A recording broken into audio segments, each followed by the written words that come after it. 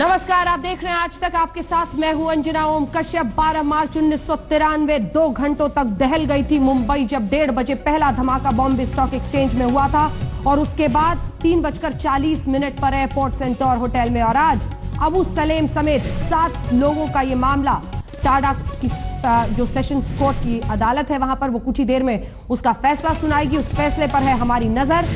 ये पार्ट 2 इसलिए कहा जा रहा है कि एक तो दाऊद इब्राहिम, टाइगर मेमन, मोहम्मद दौसा आज भी हिंदुस्तान की पकड़ से बाहर हैं, लेकिन जब फैसला पार्ट 1 आया था तो याकूब मेमन सहित कुछ लोगों को फांसी की सजा सुनाई गई थी। 100 लोगों को दोषी करार दिया गया था। ये 2007 की बात है।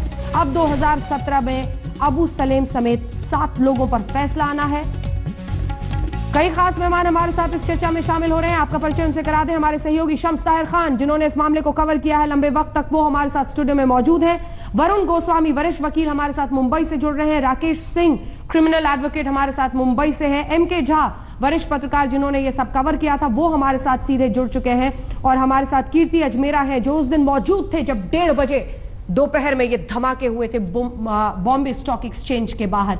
लेकिन उससे पहले आपको दिखा देते हैं उस दिन कैसे दहल उठी थी मुंबई।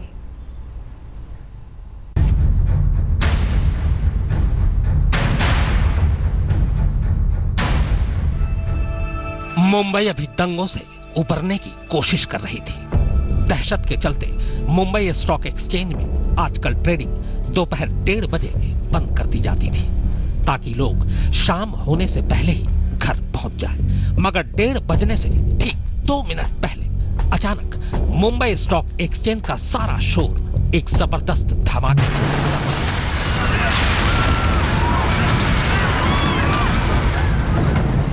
धमाके के बाद जैसे ही आग और धुएं का गुबार छटा, चारों तरफ लाशें ही लाशें बिखरी नजर आई।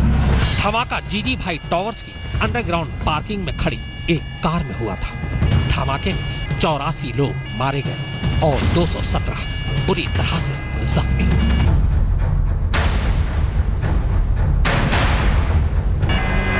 अभी मुंबई स्टॉक एक्सचेंज के बाहर चीख पुकार जारी थी कि तभी पहले धमाके के ठीक 47 मिनट बाद मुंबई के बेहद भीड़ भाड़ वाले इलाके कत्था बाजार के बीचों बीच एक और धमाका होता है।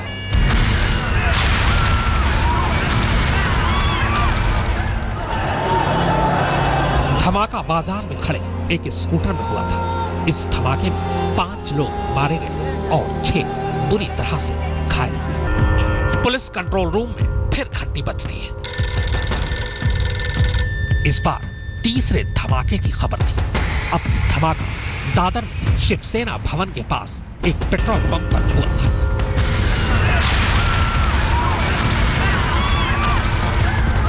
इस धमाके में 4 लोग मारे गए और 50 बुरी तरह से घायल।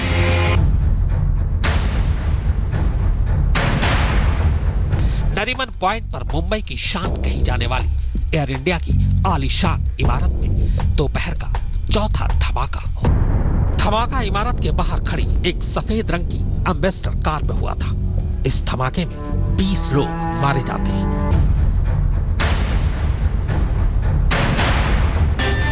कंट्रोल रूम को फिर एक मनहूस खबर मिलती है। इस बार माहिम कॉस्वे से ब्लास्ट की खबर थी। माहिम में हुए धमाके में 3 लोग मारे गए और 6 जख्मी हुए। अगली खबर वर्ली में पासपोर्ट ऑफिस के पास से आ जाती है। यहाँ बम को एक मेन हॉल में लगाया गया था। जैसे ही बेस्ट की एक double decker bus main hall के ढक्कन के ऊपर से गुजरी, बम फट गया। धमाका इतना जबरदस्त था कि इसमें 113 लोग मारे गए जबकि 227 लोग बुरी तरह से जख्मी हुए।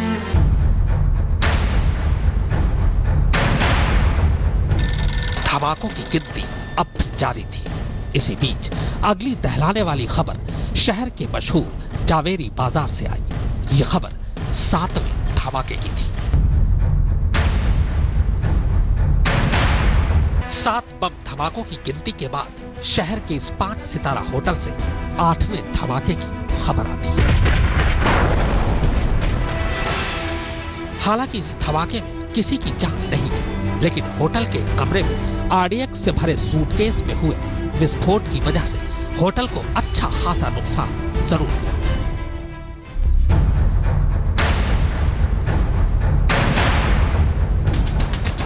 इस जबरदस्त धमाके में 10 लोग मारे गए और 37 घायल हुए। शहर के हर कोने में अब सिर्फ और सिर्फ चीखें सुनाई दे रही थी।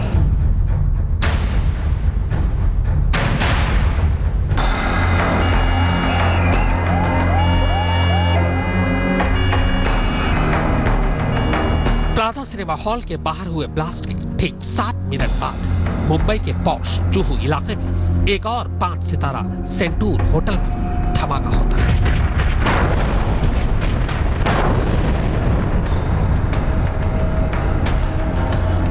यह धमाका होटल की पार्किंग में खड़ी एक कार में हुआ था। इस धमाके में किसी की जान तो नहीं गई, अलबत्ता 3 लोग बुरी तरह से घायल जरूर। इससे पहले कि हम अन्य मेहमानों के पास चलें, आइए सीधे लिए चलते हैं आपको। साहिल जोशी हमारे साथ, हमारे सहयोगी टाडा कोर्ट के बाहर से जुड़ रहे हैं। साहिल, कितना और इंतजार? कुछ ही देर पहले हमने तस्वीरें दर्शकों को दिखाई, अबू सलेम पहुंच गया है।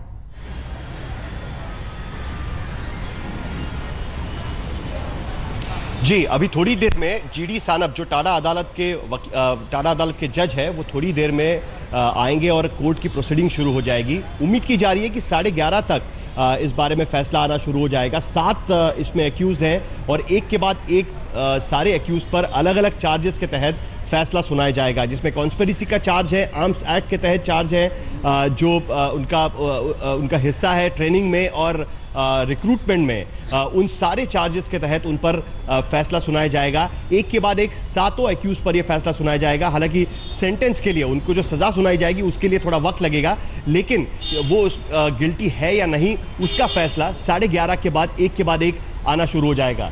अब जो सीबीआई के स्पेशल काउंसिल है वो भी अदालत में पहुंच चुके हैं और एक के बाद एक अब कोर्ट की कार्रवाई शुरू होने की तैयारी शुरू हो जाएगी। आप देख सकते हैं कि उज्जवल निकम जो वरिष्ठ सरकारी वकील रह चुके हैं, इसका जो पहला पड़ाव हुआ था 1993 के बम धमाकों का, उसमें पूरे 10 साल तक उन्होंने ये कार्रवाई चलाई थी और जिसमें 100 लोगों को दोषी करार दिया गया था। हाँ। जो बचे 7 लोग हैं जो अबू सलेम के बाद एक एक करके देश के बाहर से देश लाने में कामयाब रही एजेंसियां, उनके बारे में अब फैसला देने की शुरुआत हो जाएगी। बिल्कुल साहिल, तो आप बने रहिए हमारे साथ, क्योंकि जैसे ही फैसला आएगा सबसे पहले आप आज तक पर देखेंगे। आज उन्हें दोषी करार दिया जाएगा, लेकिन इससे पहले कि बहस की शुरुआत करें और जानकारी आगे बढ़ाएं, शम्स, अपने दर्शकों को हम सुनाना चाहते हैं कि क्या अपने कबूलनामे में अब तक खुद अबू सलेम ने माना है। वहां से कई कड़ियां जुड़ती हुई दिखाई देती हैं, सुनिए। जनवरी 1993 में अजीज के कहने पर चांदी की स्मगलिंग की थी। गुजरात से एक मारुति वैन में भरकर स्मगलिंग का माल लाया। सामान बैग में भरा था, पता नहीं था कि इसमें हथियार हैं। अजीज के कहने पर मारुति वैन लेकर बाबा चौहान के साथ संजय दत्त के घर गया। संजय के घर पर एक पुलिस वाला था जिसे संजय ने जाने के लिए कहा। पुलिस वाले के जाने के बाद मारुति वैन में रखे बैग खोले गए। संजय के घर पर ही पहली बार देखा कि वैन में चांदी नहीं, हथियार थे। संजय ने थोड़े हथियार रख लिए, बाकी हमने वैन में ही छिपा दिए। धमाकों के बाद अजीज ने मुझे शहर छोड़ने के लिए कहा। अजीज ने बताया था कि हथियार बारूद दाऊद के भाई अनीस और कयूम के हैं। अजीज ने हथियारों के बारे में किसी को नहीं बताने की बात कही थी। और यहीं से कड़ियां जुड़ती हुई दिखाई देती हैं। यही आरोप सबसे बड़ा है अबू सलेम पर। हथियार गुजरात से मुंबई पहुंचाए गए थे और नासमझ बनकर यह बताने की कोशिश वो करता रहा, और वकील भी उसकी तरफ से यही कहते रहे कि हमें तो पता ही नहीं था कि वैन में क्या है। संजय दत्त के घर पहुंचने के बाद पता चला कि इसमें तो हथियार है। लेकिन जाहिर तौर पर प्रोसिक्यूशन ने अपनी तरीके से मामले को आगे बढ़ाया है, साबित किया है, और दूसरी तरफ कई बार पलटा भी है अबू सलेम अपने इस बयान से। एक वक्त पर शम्स बहुत बड़ा करीबी था ये दाऊद इब्राहिम का।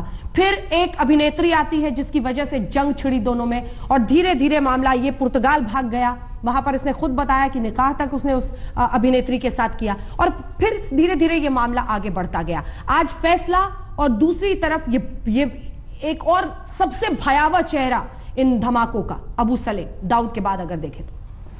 बिल्कुल, अगर हम बात करें कि दाऊद इब्राहिम गैंग में एक ज़माना ऐसा था जब अबू सलेम का कद बहुत बड़ा था, जो मुंबई में एक्सटॉर्शन, खासतौर पर फिल्म इंडस्ट्री से, बिल्डर से, वो उसका राइट हैंड था। बाद में रिश्ते उसके अनीस के साथ ख़राब हुए तो इसलिए फिर अबू सालेम उस गैंग से बाहर हुआ।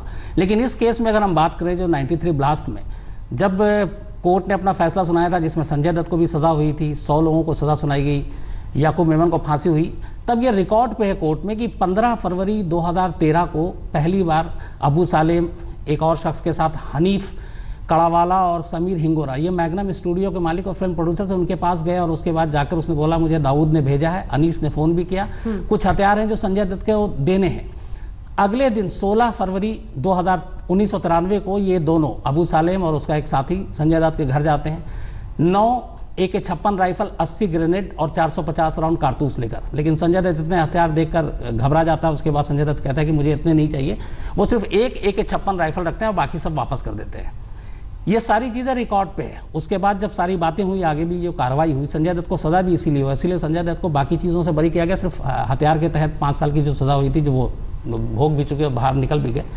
लेकिन ये पूरा सिर्फ संजय दत्त तक ही नहीं है। मुंबई 93 ब्लास्ट में हथियारों की जो पूरी खेप, चाहे वो RDX समंदर के रास्ते आया हो या फिर गुजरात बॉर्डर और उसके जरिए AK-47 और AK-56 सब कुछ आया हो, उसमें अबू सालेम का पूरा रोल साबित हुआ है। उसमें पूरा अबू सालेम के सारे सबूत मिले, गवाही जो हुई है वो भी उसमें है।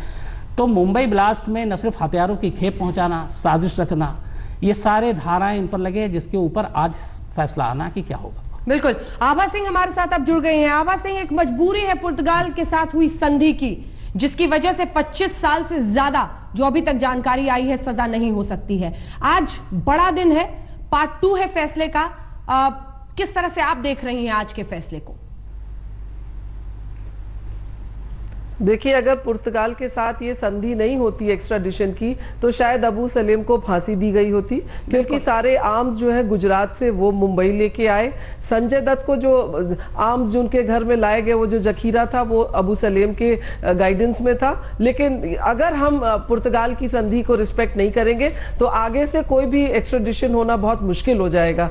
तो मुझे लगता है कि आजीवन कारावास उनको जो दिया जाएगा वो 25 साल के अंदर दिया जाएगा, लेकिन बाकी लोगों के रोल में जो है उसमें किसी को फांसी जरूर हो सकती है। आशा है कि होगी, क्योंकि जब तक कड़क मैसेज नहीं जाएगा आतंकवाद को, अगर आप देखिए, चूंकि हम इंडियन एजेंसीज ने काम अच्छा किया इसलिए बॉम्ब ब्लास्ट पे हम रोक लगा सके। तो आज की मैसेज जानना बहुत जरूरी है कि भारत सरकार एकदम कड़क है और कड़क रुख अपनाते हुए आजीवन कारावास और फांसी की सजा आज सुनाई जाएगी। बिल्कुल। और प्रोसिक्यूशन ने याकूब मेमन के मामले में जिस तरह की मुस्तैदी दिखाई थी, जिस तरह से कड़ियों को जोड़कर, हालांकि वो दिखाता रहा कि उस वक्त वो हिंदुस्तान के बाहर था, फांसी की सजा उसे सुनाई गई, एक बड़ी कामयाबी होगी। अगर एक मजबूरी की वजह से खैर अबू सलेम को अलग कर दे तो कम से कम अन्य दोषियों के लिए एक बड़ी सजा हो। हालांकि आज सिर्फ उन्हें दोषी करार दिया जाएगा। अमित खेमका भी वरिष्ठ वकील हमारे साथ जुड़ गए हैं, लेकिन चूंकि फैसले पर है हमारी नजर, देख रहे हैं अबू सलेम का क्या होगा। फैसला कुछ ही देर में टाडा कोर्ट से आने वाला है। लगातार वहां की तस्वीरें हम आपको दिखा रहे हैं। जानकारी यही मिल रही है कि अबू सलेम वहां पर पहुंच गया है। ये है वो चेहरे जिन पर आज नतीजा आना है। अबू सलेम, ताहिर मर्चेंट, मुस्तफा दौसा, याद रखिए ये मोहम्मद दौसा का भाई है। मोहम्मद दौसा मुख्य आरोपियों में से एक है। टाइगर मेमन, मोहम्मद दौसा और इसी के साथ दाऊद इब्राहिम, ये 3 अभी हिंदुस्तान की पकड़ से बाहर है। अब्दुल राशिद, रियाज सिद्दीकी और अब्दुल कयूम अंसारी, इन सब पर आज फैसला आना है। हालांकि आज जो फैसला आएगा इसमें करीमुल्लाह शेख भी शामिल है, जैसा कि आप देख रहे हैं। लेकिन आज सिर्फ ये पता चलेगा कि इन्हें दोषी करार दिया गया है या नहीं दिया गया है। आखिरकार सजा क्या इन्हें होती है उसके लिए थोड़ा सा इंतजार करना पड़ेगा। मृत्युंजय झा हमारे एक वरिष्ठ सहयोगी भी हमारे साथ है लगातार, क्योंकि उन्होंने ये खबर उस वक्त कवर की थी। साहिल जोशी लगातार टाडा कोर्ट के बाहर से हमारे साथ है। अमित खेमका साहब, आपसे लेकिन एक बार पहले समझना चाहेंगे, जैसा आभा सिंह बता रही थी, एक मजबूरी पुर्तगाल से हुई संधि की कि 25 साल से सजा नहीं दे सकते ज्यादा, लेकिन याकूब मेमन में जैसे हमने देखा था सबसे सख्त फैसला, फांसी की सजा उसे मिली थी और ये प्रोसिक्यूशन की एक बहुत बड़ी कामयाबी थी। क्या बाकी 6 की इस तरफ बढ़ सकते हैं? उनका फैसला आ सकता है फांसी का?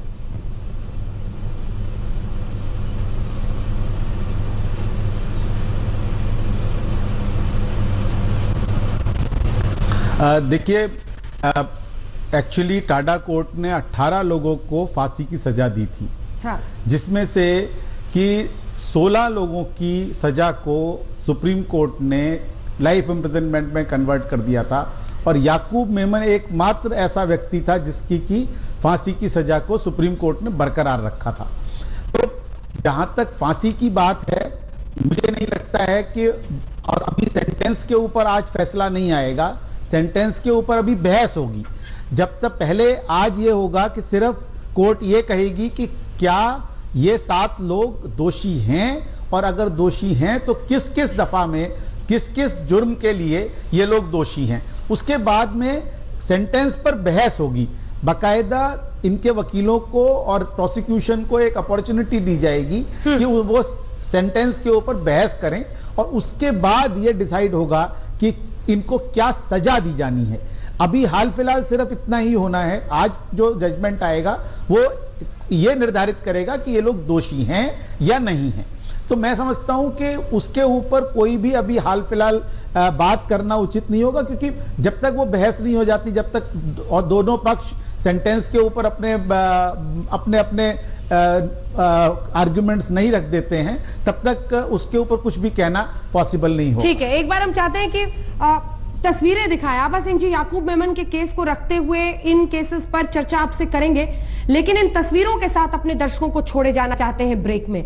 दरअसल ये तस्वीरें बयां करती हैं कि 12 मार्च 1993 को क्या हुआ था 1:30 बजे से 3:40 में।